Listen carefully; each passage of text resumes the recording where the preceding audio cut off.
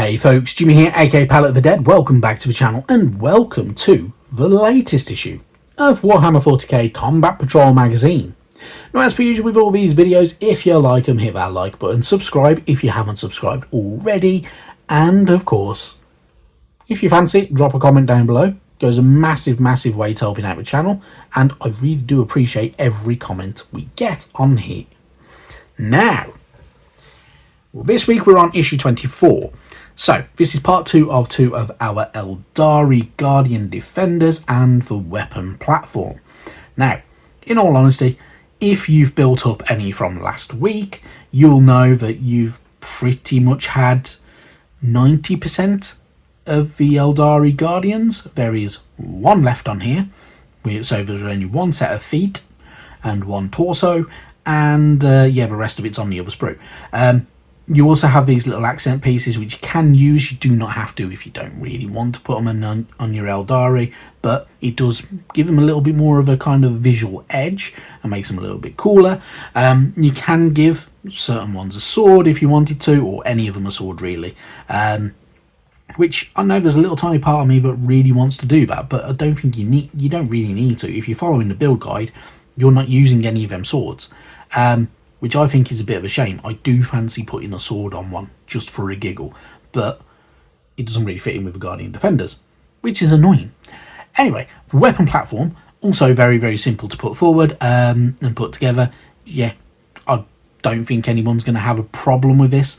I personally wouldn't glue it down onto the little pad that sticks it to the base, because when you're painting it, if you want to get underneath there and give it some earthy kind of texture or anything like that, then with that sat on top of it at such a low gap, like it's shown on the picture, yeah, not going to be easy to get in and paint that, in all honesty. So if you do it separate and don't glue it together straight away, get your basing done first and then paint your mini separate and then put it together, far better, far easier.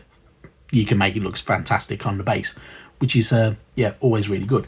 The one thing that you will notice with the good old Eldari is the size difference to Space Marines. Now, if we take our Primaris Space Marine here and compare him to the Eldari, yeah, there is a not massive amount of gap. It's not actually super huge. However, in terms of their bulkiness, that is a massive difference.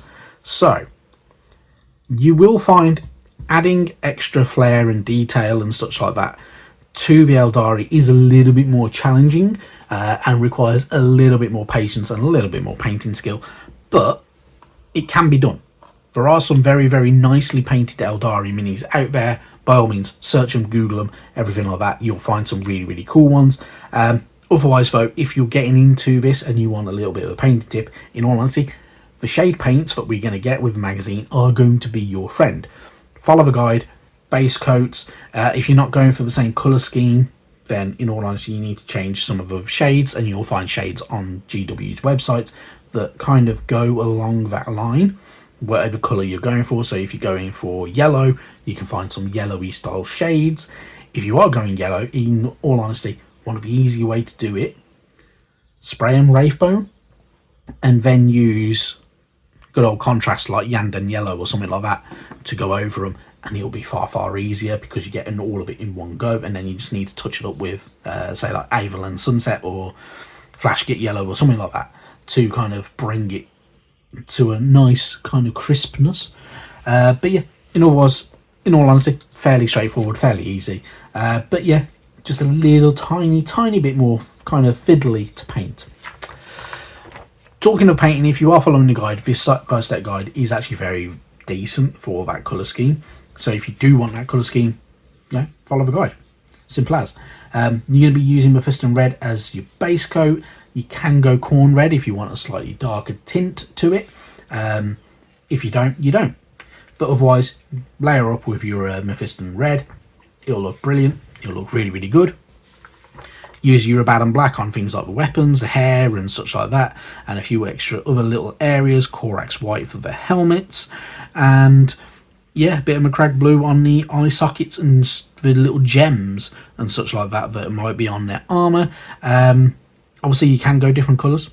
It's entirely up to you. It is completely your choice how you want to paint up the army. But yeah, have fun with it. That's the main thing. Just enjoy your painting. Going on from there, though, obviously, once you're done, you're going to have something that looks a bit like that. That is still a work in progress, so there will be more to this. So when we get the Crimson, I believe the shade paint is, that will get used over all your reds. Sits very nicely into all them recesses. If you want to bring the redness back and kind of go for that brighter colour, you just layer back over with Mephiston red. When you get in the edge highlights later on, I'm guessing we'll get Wild Rider red, and they go a nice kind of a bit more of an orangey red colour, which fits in very, very well.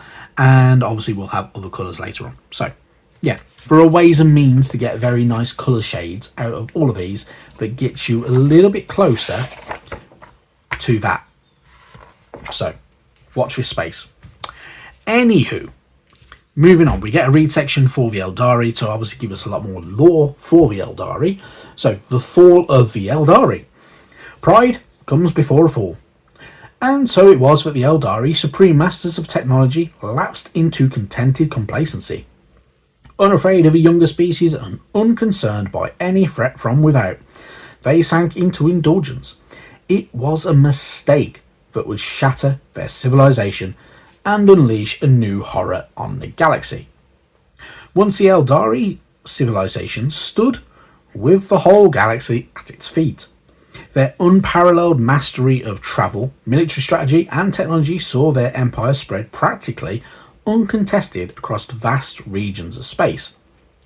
On each world, a near-perfect paradise was established, in which the Eldari sought to experience the highest levels of pleasure.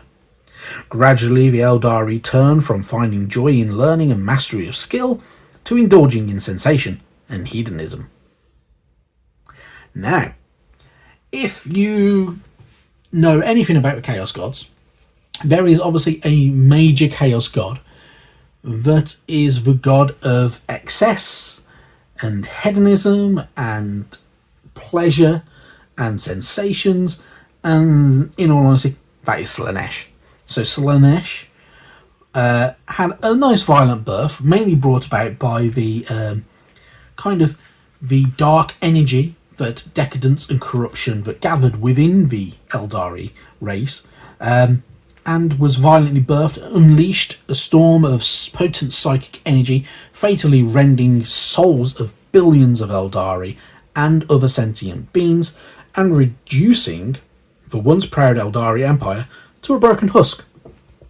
So, Slaanesh was kind of very, very heavily linked to the Eldari. So, bit of nice information about both there for you. And very much like a good old Warhammer Fantasy, the Slaanesh is quite heavily linked with the elves of Ulthuan and even the Dark Elves, and a little bit more along that line. So, there's a very, very tight link between 40k, how 40k Chaos Gods came about, and the Chaos Gods of Warhammer Fantasy. Going on from there, we get a bit more information about the webway. So the webway is built on an ancient technology that is still in use today. It is accessed most frequently by the Eldari, who use it to travel across the galaxy, but it is far from a safe haven, and many others can enter it too. Eldari craft worlds move only at sub-light speed, not nearly fast enough to cover the smallest fraction of space. Even over a period of thousands of years, Eldari who need to travel great distances therefore rely on the webway. The webway connected all parts of the ancient Eldari Empire, and many other places besides. In a mysterious tangle of labyrinthine pathways, now there are still connections between the craft worlds and many other places. So, a little bit like the paths of the old ones in Warhammer Fantasy, there is a little bit of a link and a kind of how do you really describe it? A bit like a kind of vast network that helps with travel from one side to the other, kind of like wormholes possibly could in real life. And yeah, the Eldari use technology to kind of utilize it. So do a few other races, but also to do the powers of chaos. The powers of chaos obviously utilize the warp, and the webway is a way of kind of traveling through it. So yeah, it is what it is. Pretty cool, pretty interesting, and obviously you get a little bit more, and you get a bit more back as well, so the Labyrinth Fine Realm and such like. Then we get information about the Forge Worlds, so we're going back to the Imperium of Man. So amid the steam and choking smog, the cacophony of industry rings out over the wasted surfaces of the galaxy's Forge Worlds. Forge Worlds are entire planets that are given over to producing the weapons and equipment that the Imperium uses to fight its many wars. Each Forge World is controlled by the Adeptus Mechanicus, an order of fanatical devotees who worship the machine god of Mars. So, if you collected Warhammer Imperium magazine, obviously you know a bit more about Forge Worlds, and we also had the good old Adeptus Mechanicus with that magazine. The Adeptus Mechanicus, they're linked to humans. They're slightly human, but mostly cyborg and robotic, and yeah, it is what it is. But they are part of the Imperium of Man, which is always pretty cool. So you get a little bit more information. So we've got Forge World Lucius and Forge World Riser mentioned here as well. Then we get part 6 to Bonds of Honor, so a story all to do with our Silver Templars, which is what the magazine's trying to give us a lot more of. I'm not going to go through it because, in all honesty, I can't remember all the parts of it so far. So there might be some bits that I've missed because of certain missing issues that I'm still missing. But yeah, pretty cool. And some of the fiction is always really, really good. And from the looks of it, I believe this is going to carry on for a bit longer. And we'll get other little fiction in between it. But this one's going to be an ongoing bit. Then we get our collect page for the Guardian Defenders, so obviously we can give them their unit name, obviously tick them off once you've built them, painted them and started playing with them, and you also get their data sheet. I presume we will get the data card for these guys, the Farseer and others later on. I don't know when exactly, but I'm hoping sometime soon. And we will also get the data cards for the first Chaos faction that we're going to get, the Chaos Space Marines, because they're coming soonish when we round up over to 30. Then we've got our new scenario 18, Escape to Victory. We are utilising a few different bases. We are using our Farseer, Von Ryan's Leapers, some good old Tyranids, and we get to use our new Eldari Guardians and weapon platform in that Eldari deployment zone over there. You get to have a bit of fun with it. You get to bring in some termagants in different spawn points, and yeah, happy days. A bit of fun there. So should be really good, and a bit more of an interesting way of playing and game. Moving on from there though, next week is our paint issue. 2 paints, Null Noil and Carroburg Crimson, both really, really handy paints to have. They are shade paints, so Carroburg Crimson obviously sits very, very nicely in things like red, because it's a red. Null Noil is a very watery black paint, essentially.